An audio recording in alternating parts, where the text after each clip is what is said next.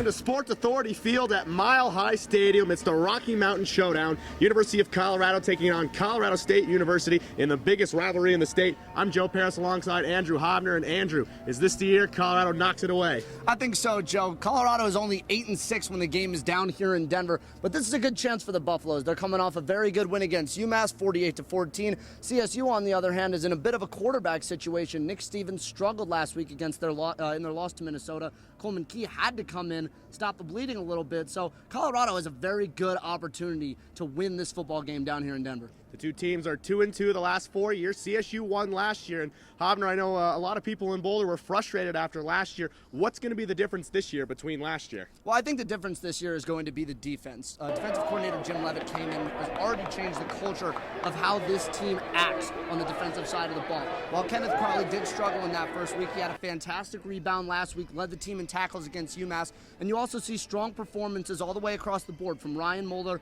Chidobe Awuzie, the whole defensive backcourt, and that's going to be the really big thing to key in on because CSU has one of the best wide receivers in the country in Rashard Higgins. Sefo Lufau had a decent game against UMass, much better than Hawaii.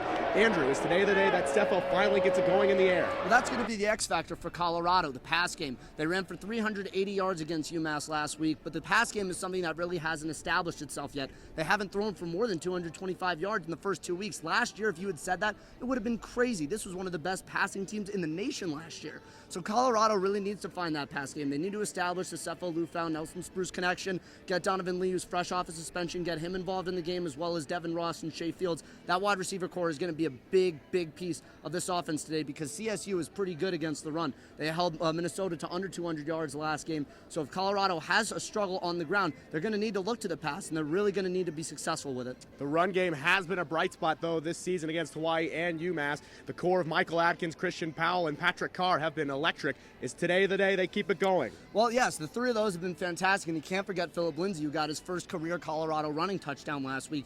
The four of those guys combined went for 380, as we said. They went for 5 touchdowns, too. This is a very good running game. It's a ground and pound team. The run blockers are bulldogs, unlike last year where they were more technical pass blockers. So this is going to be a good opportunity for Colorado to see if they have the ability to run against a pseudo-Power 5 Mountain West level team that isn't Hawaii or Massachusetts. This is literally the one highlight marquee game of their non-conference schedule. If they have a good showing here, then there's a lot of reason to be excited going into this conference schedule in the Pac-12. Colorado is technically the away team today. They'll be wearing all white everything, exciting for the fans and the players. Andrew, what do you think about those Stormtrooper uniforms? I love them. There's nothing better. When we talked last night on Radio 1190, we said that Colorado came into the modern era of football when they announced all of these new uniforms along with their facilities last year. And the Stormtrooper uniforms, what better time to bring them out? Clean, white, against CSU, down here in Sports Authority at Mile High. It's going to be it's a perfect confluence of factors to bring together, and it's a really good opportunity for CU to really cement themselves to their fans, their alumni, their donors, to say Colorado football is here.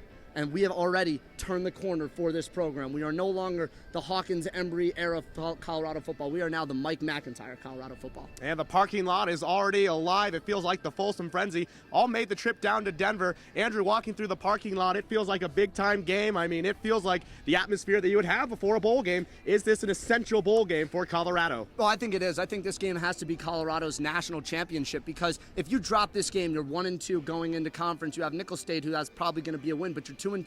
Your bowl hopes have kind of just disappeared, and while a lot of people don't like to think that this is a rivalry, it really is. You can tell from the animosity of CU and CSU fans yelling expletives at each other, waiting to come into the stadium and park. There is something in the air here, and while people say that this isn't a true rivalry for Colorado, I think you could walk out into the parking lot and realize there is a lot of dislike between fans of Colorado and Colorado State. Walking through the parking lot, I heard a chant that I'd never heard before. Andrew, was "Fight Ralphie, fight! Fight Ralphie, fight!" I like it. I think it's electric. Maybe that'll be the new SCO Buffs after the incident we had on Twitter this week. But Andrew, your prediction for the game? I think this game is going to be a really close one. Rivalry games are kind of a throwaway in terms of scores and predictions. However, I think Colorado has a good opportunity here to win.